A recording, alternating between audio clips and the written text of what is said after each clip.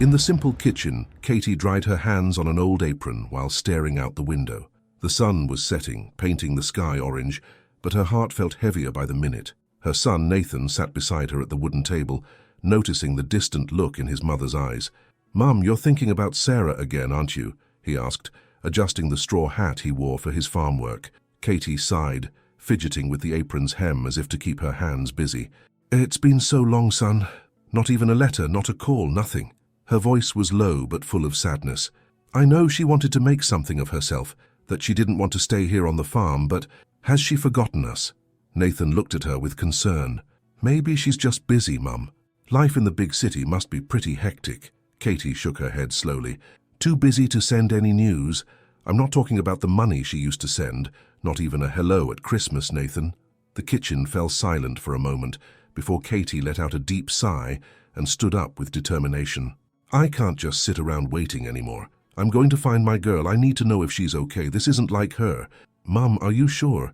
The city's so far, and we don't have much money." Katie wiped her tired face and gave her son a soft smile. "I've saved a bit, remember? My little savings from when Sarah used to send money. I'll use that to go find her." Nathan felt uneasy, but he knew there was no point in arguing. When Katie made up her mind, nothing could change it. "And the farm, Nathan? Can you manage everything on your own?" The young man gave a small, shy smile. "Of course, Mum. Don't worry, I'll handle it. The animals know me better than anyone." Katie gently stroked his face with affection. "You're a good boy, my son. I'll miss you." That evening, while Nathan fed the animals in the coop, Katie carefully packed her few clothes into a small suitcase. She chose her best garments, a worn but clean blouse and a skirt she kept for church events.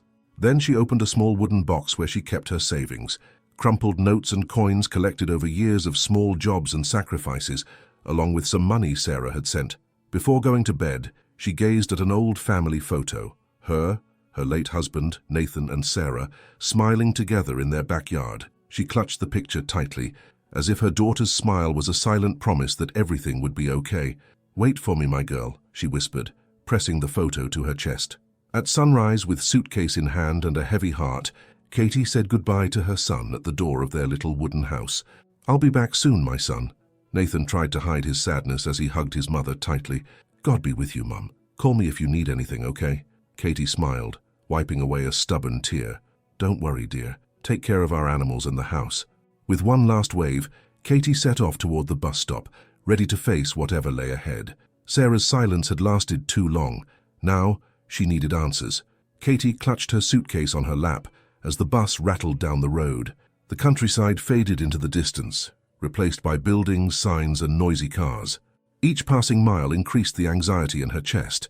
The journey was long, and the rest stops at small bus stations only made her more tired. Still, she pressed on. The hope of seeing Sarah again kept her going. Through the bus window, she watched the sunset disappear behind tall buildings. Is my daughter okay? Has she changed a lot? These thoughts spun around in her mind, longing and fear mixed within her, weighing as heavily as the small suitcase in her hands. Deep down, all she wanted was a hug, a word to reassure her, anything to prove that her daughter still remembered her.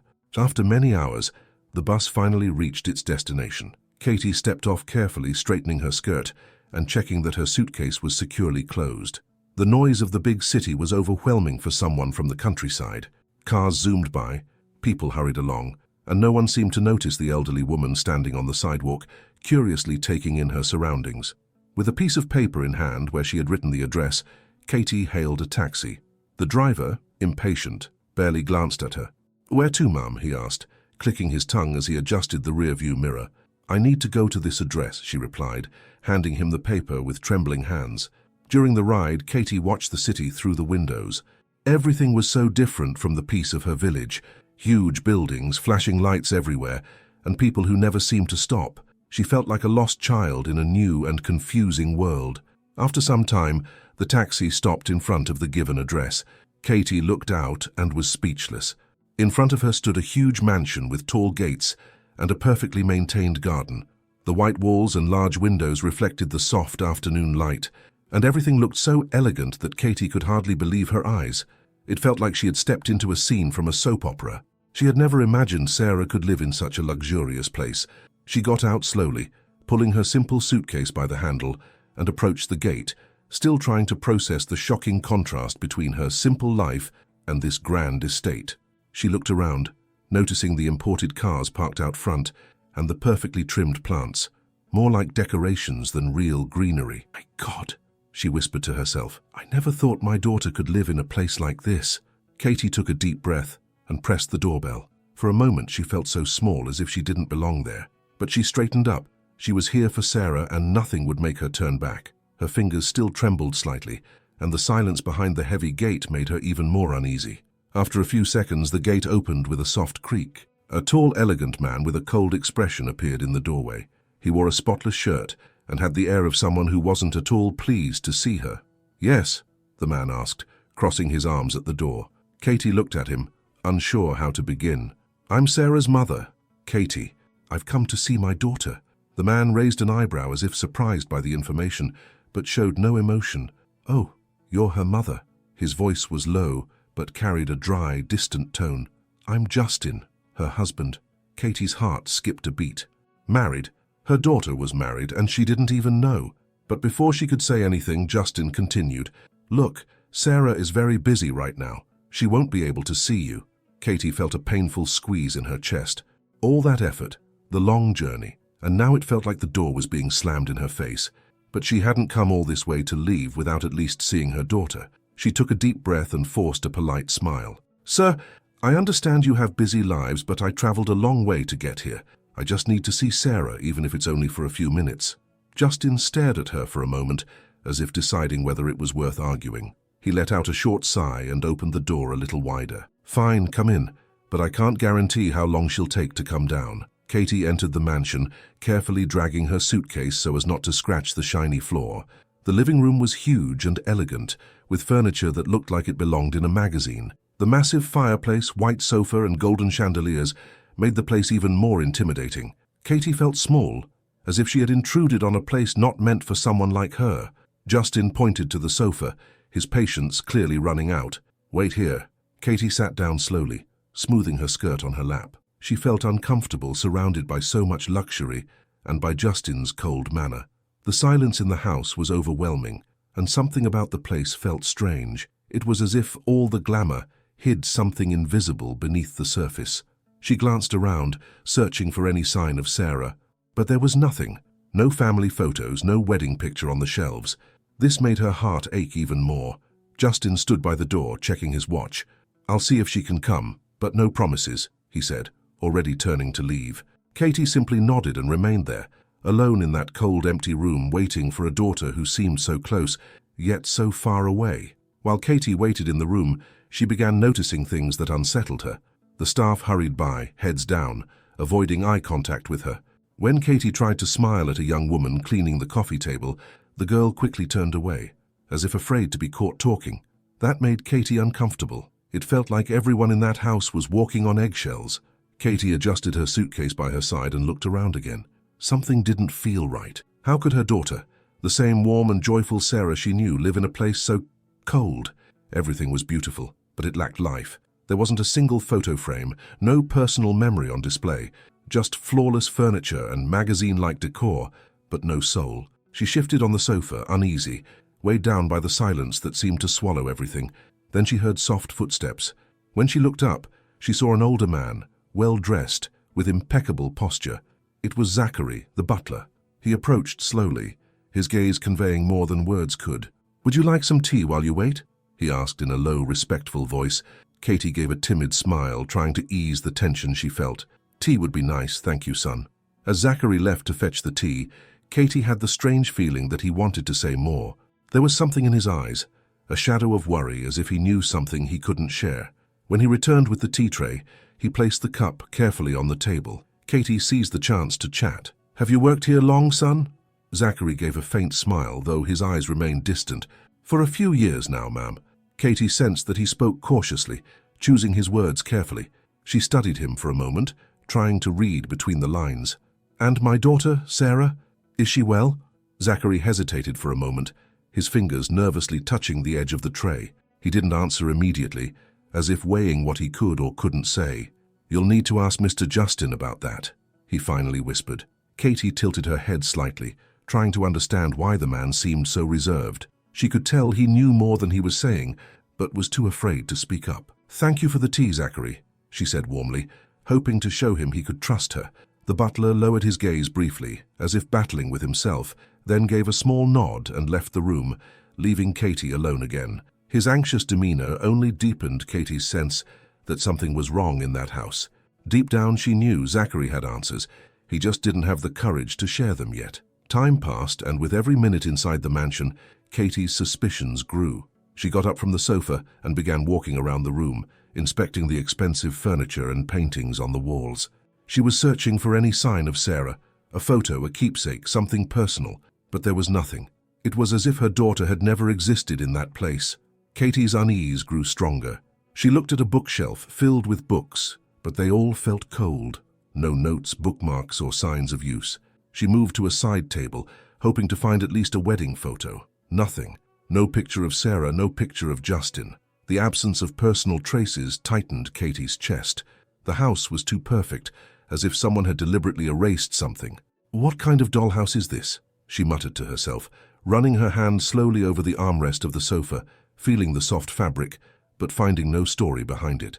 That's when Zachary reappeared, approaching silently, as if waiting for the right moment to speak. He seemed anxious, glancing quickly down the hallways as if worried someone might overhear them. Katie didn't waste time. "Zachary, why is there nothing here that belongs to my daughter?" she asked, looking straight at him. The butler averted his gaze, as if battling with himself. Katie stepped closer, her heart heavy with concern. "Please, son, I need to know the truth. Is Sarah all right? Is she really here?" Zachary took a deep breath and after a long pause finally spoke. "She is here, but not the way you think." Katie's eyes widened, her hand gripping the bag she held tightly. "What do you mean? What happened to her?" Zachary glanced around again, making sure they were alone. Then he leaned closer and lowered his voice. "Sarah had an accident, or at least that's what we were told. But since then, she's been in a very fragile state. Mr. Justin won't let anyone see her. She's kept in her room and only Nurse Lauren is allowed access." Katie's world seemed to stop for a moment. She brought her hand to her mouth, trying to hold back the wave of shock and pain that washed over her. "My God," she whispered, her legs trembling. "And this Justin? He won't even let her own mother see her?" Zachary lowered his head slightly, as if ashamed he hadn't spoken up sooner. "Mr. Justin controls everything here, Mrs. Katie, from the money to who enters or leaves her room. No one dares to disobey." Katie took a deep breath, trying to stay composed. Her eyes, tired from the journey, now glimmered with sorrow. "I didn't come all this way to leave without my daughter," she said quietly but firmly. "If she's suffering, I'm taking her out of here, even if I have to do it by force." Zachary looked at her for a moment, and though his expression was still filled with worry, there was also a flicker of relief in his eyes, as if this brave mother was exactly what Sarah needed. Katie pressed her lips together, her heart racing. "So that's why everyone here seems so scared.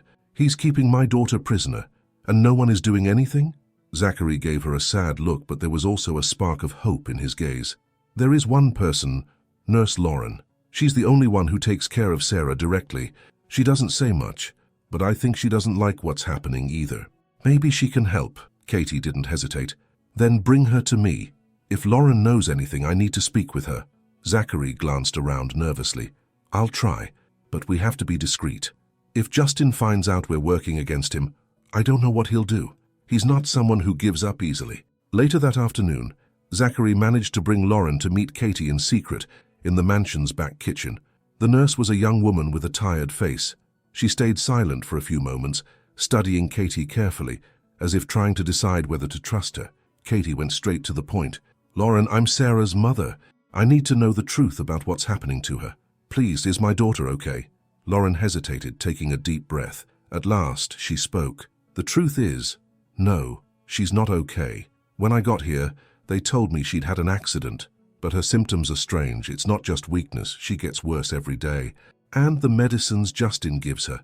Lauren stopped, glancing around nervously before continuing. "I'm almost certain they're poisoning her little by little." Katie felt a chill run through her entire body. "How do you know that?" Lauren bit her lip, worried. "I suspected it from the start. Some of the medications he orders me to give, they don't make sense. They don't match her condition. They just make her weaker and more lifeless. If this continues, she won't last much longer." Katie clutched her chest, struggling to contain the despair threatening to overwhelm her. "So that's his plan," she whispered. "He wants to get rid of my daughter to take everything from her."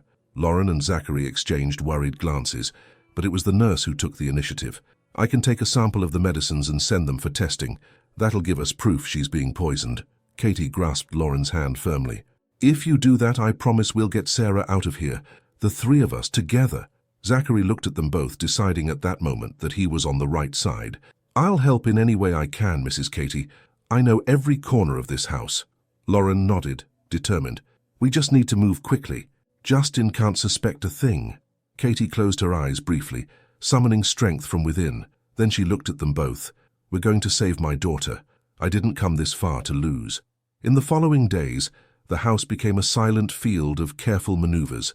Lauren, always mindful not to raise suspicion, began collecting samples of the medicine Justin forced Sarah to take. With each bottle change, she hid a small amount of pills and liquids in discreet containers. Whenever she had the chance, she stored everything in an envelope hidden at the bottom of her bag. Meanwhile, Katie and Zachary teamed up to search for any clue about Justin's past. It wasn't easy. He locked almost everything in his private office, but Zachary, knowing the house well, found a way. "He's going out to dinner with that lawyer of his, Kelly, tonight," Zachary whispered to Katie as they pretended to clean the kitchen. "That'll be our chance to get into the office." Katie nodded firmly, her heart pounding but determined. When night finally came and Justin left, Katie and Zachary slipped into the hallway leading to the office. Zachary unlocked the door with a spare key he kept hidden in the basement. The door opened with a soft creak, and they quickly stepped inside, closing it behind them. The room was large and overly organized, as if nothing was ever touched. The wooden desk gleamed, with papers stacked perfectly on top. Katie looked around, feeling a chill. Everything in the room felt artificial, just like Justin. "Let's search fast before he comes back," Zachary whispered, carefully opening drawers. Katie went to a filing cabinet, pulling out folders and documents, while Zachary checked loose papers on the desk. Every page seemed to contain financial information or complex contracts. But then, in a folder tucked at the back of a drawer, Katie found something that made her stomach drop. "Zachary, look at this," she whispered, handing over a few papers. Zachary took the documents, his eyes widening in shock. "Oh my God, he's been married before, several times, and all his wives, and all his—" Zachary swallowed hard, staring at Katie with fear. "They all died under strange circumstances." Katie closed her eyes for a moment, needing a second to process what she was reading. Each woman had died suddenly, and right after, Justin had inherited their fortunes. The pattern was terrifyingly clear. "He does it to get rich," Katie murmured, the panic rising in her chest. "He marries them, waits until they're weak, and then gets rid of them to keep everything." Zachary shook his head, still in disbelief. "And now, he's doing it to Sarah." Katie clenched her fists, trying to control her anger. "Not while I'm here," she said firmly. "We're going to expose this man. I won't let him take my daughter from me." With the documents in hand and a plan starting to take shape, they knew time was running out. Now they had proof of Justin's dark past, and Lauren was ready to confirm the poisoning. It was all or nothing. Justin sat in his leather chair, drumming his fingers on the desk as he looked at Kelly, who sat beside him. She was carefully flipping through papers, a satisfied smile on her face. "It's all set," Kelly said, placing the final sheet on the desk. "As soon as Sarah disappears, you'll have full control of the business and the properties. I've handled the paperwork." Justin gave a cold smile, his eyes gleaming with malice. "And what about the old lady? She won't be a problem?" Kelly shook her head confidently. "She has no idea what we're doing. She'll leave empty-handed, thinking her daughter's just sick. And if she pushes too hard, we'll find a way to get rid of her too." Justin chuckled softly, as if everything was just a game. "Perfect. Tomorrow we wrap up the last details with the bank. After that, Sarah won't be an issue anymore." Kelly leaned in and gave Justin a quick kiss on the lips. "We're almost there. Just one more day and this will all be over." Justin smiled, satisfied. "To that," he said, raising an imaginary toast. The next morning, with Justin and Kelly away for their meeting, Katie, Lauren, and Zachary knew this was their only chance to act. The atmosphere in the house was tense but filled with hope. It was now or never. Katie looked at Lauren, who was nervous but determined. "Are you sure you can get Sarah out of the room without anyone noticing?" "Yes. The night nurse left everything ready, and the staff here won't bother us. They dislike Justin as much as we do. If they know we're helping Sarah, no one will stop us. Katie took a deep breath and turned to Zachary. And you, son, is everything ready? Zachary gave a small smile, holding the keys to an old car from the mansion. As soon as you bring Sarah down, we'll get her into the car and drive off without looking back. I left the gate open a bit. With some luck, we'll be far away before they even notice she's gone. Katie felt her heart tighten, not with fear, but with love for her daughter driving every step. Let's do it. We need to get my girl out of here before it's too late. Lauren led the way, silently climbing the stairs to Sarah's room. Katie followed closely, her steps light on the wooden floor to avoid making any noise. When they entered the room, Katie felt tears well up in her eyes.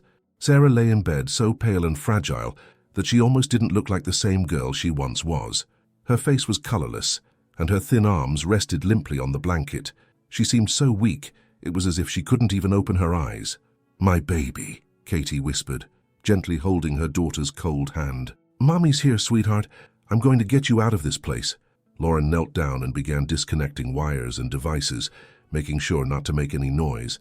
Katie stroked her daughter's face softly, silent tears streaming down her cheeks. "Sarah, honey, wake up, baby. We're leaving. You'll be okay, I promise." Sarah's eyes fluttered open, slowly blinking. Her voice came out weak, barely a whisper. "Mummy," Katie smiled, even though her heart was breaking. "Yes, it's me, love. I've come to get you. Everything's going to be all right now." With Lauren's help, they carefully placed Sarah into a wheelchair that was tucked in the corner of the room. Every movement reminded Katie of how delicate her daughter had become, but she refused to let fear take over. They had a plan, and they needed to move forward. As they carefully made their way down the stairs, Zachary was already waiting by the back door, ready to help. He quickly opened the way to the car, and together they gently laid Sarah in the back seat, wrapping her in blankets to keep her warm. "All set?" Zachary asked, closing the door quietly. Lauren glanced around, ensuring no one was following them. "All set. Let's get out of here as fast as we can."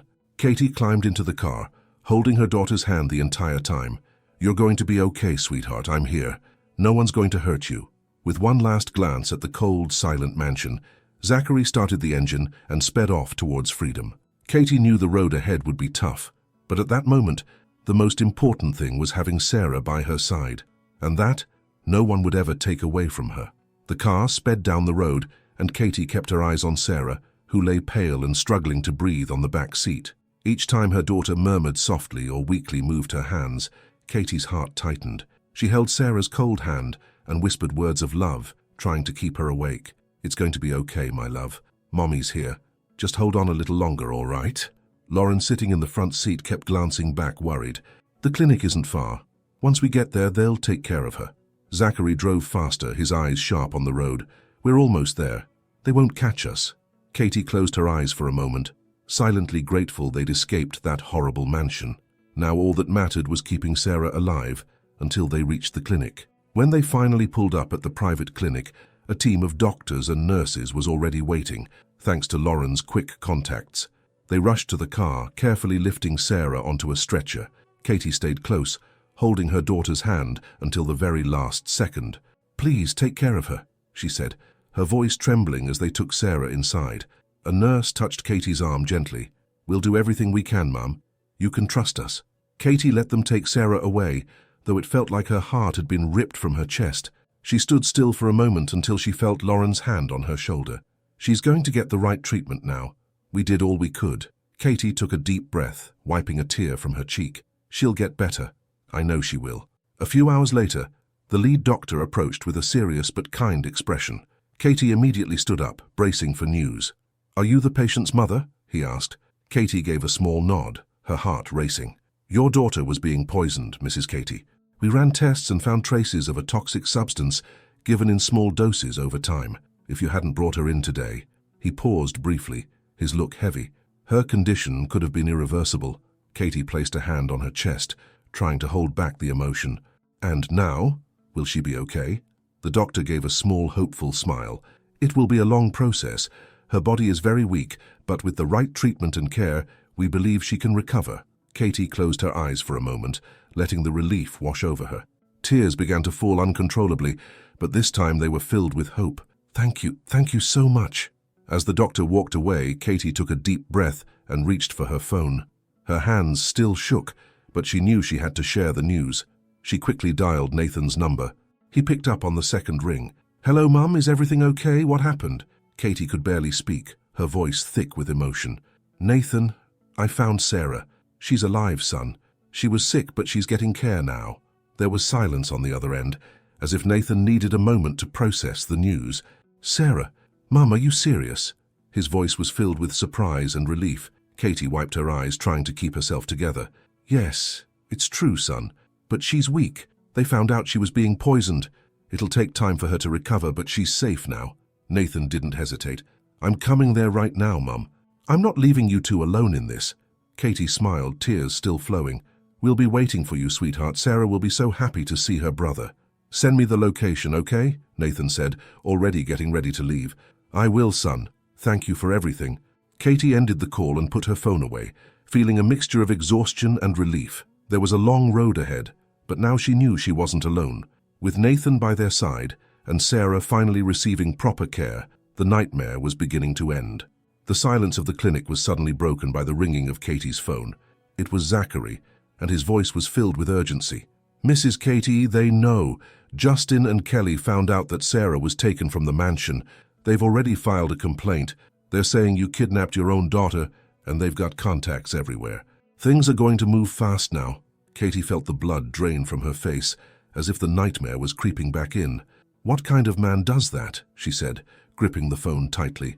"My daughter's alive by a miracle, and he wants to accuse her mother of kidnapping?" Zachary took a deep breath on the other end. "They want to regain control of everything.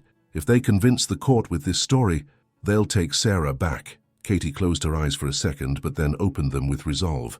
She had already fought too hard to back down now. "Then we fight, Zachary. They won't win this time. I have the evidence." Katie hung up and looked at Lauren standing beside her. "This is it. The truth is coming out. We're going all the way." Days later, the court hearing began abruptly. Justin walked in with Kelly at his side, both with cold, calculated expressions. Kelly carried a folder full of documents, looking as if the case was already won. Justin wore a mask of calm arrogance, throwing smug glances at Katie. Katie sat beside the lawyer Lauren had helped her find. Though the lawyer was modest, he was fair and knew what he was doing. But Katie refused to stay silent. She wanted everyone to hear the truth. The judge glanced at both sides and started the session. Kelly spoke first, her voice dripping with false indignation. "Your Honor, the case is clear, Mrs. It's clear. Katie took Sarah from the house against her will and without any legal right in the middle of medical treatment. We believe it was a kidnapping attempt to control business assets." Katie clasped her hands but stayed calm. She wouldn't be intimidated by lies. When it was her turn, she stood tall. "Your Honor, this kidnapping story is a lie. I am Sarah's mother. I saved my daughter because she was being poisoned in her own home. I brought her to the clinic so she wouldn't die under this man's care," she said, pointing at Justin, who remained expressionless. The judge looked at Katie, asking for further explanation. "Do you have evidence to support these claims?" Katie nodded to the lawyer, who handed over a folder of documents to the judge. Lauren also stood and spoke. "I'm a nurse and looked after Sarah at the mansion.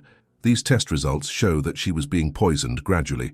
The medications were given under Justin's direct orders, and I had them analyzed," Lauren said as the judge carefully examined the documents. The courtroom was heavy with silence.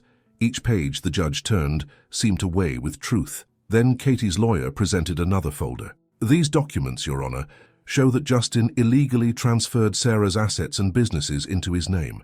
We also have records of his past wives, who died under suspicious circumstances shortly after he gained control of their assets." Justin's face stiffened, though he tried to maintain his composure. Beside him, Kelly flipped through her papers frantically, realizing things were slipping out of their control. Katie looked firmly at the judge. "I'm a mother. Everything I did was to save my daughter's life and stop him from destroying her, just like he did with the others. I don't want her assets. I just want my daughter to live and be at peace." The judge silently read through the last of the documents, his expression serious. After a tense moment, he set the papers aside and looked directly at Justin. "Mr. Justin, the evidence presented here is compelling. The kidnapping allegations don't hold. Additionally, we will launch a full investigation into the financial transfers and Sarah's health condition." Justin went pale. Kelly tried to speak, but the judge raised a hand, cutting her off. "For now, All control over Sarah's assets and businesses returns to her under the temporary guardianship of her mother, Katie. And as for you, the judge looked at Justin and Kelly.